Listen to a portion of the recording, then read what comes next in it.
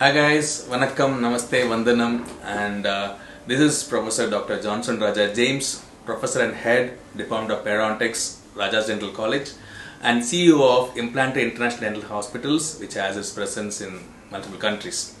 Now, why I'm talking to you here is expressing my sincere gratitude and happiness to this amazing team under Dr. Shankar Iyer and Dr. Mahesh Verma, the DentistChannel.Online team, for putting together a great lineup for the World Dental Expo happening in Lee Meridia, Kochi in November. And I'll be there and I'll be sharing with you my 10-year journey in zygomatic implants. We started way back in 2013 and now it's 2023.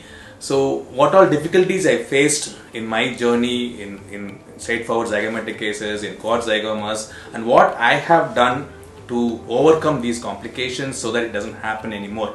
My topic, what next in zygomatic implants and how to avoid complications in zygomatic implants, which incidentally happens to be the theme of this entire conference.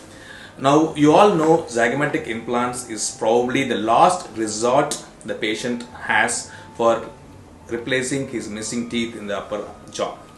And when that implant fails, he has nowhere else to go. And you believe my word for it, it's going to be a psychological bizarre state if a zygomatic implant fails.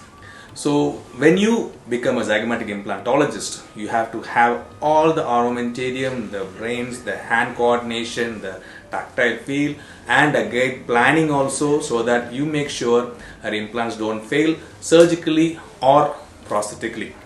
So what we will be sharing are certain minute things in my lecture about the positioning of zygomatic implants, surgical protocols, at the same time prosthetically how we can make zygomatic implantology the best possible solution for replacing missing teeth in atrophic maxilla.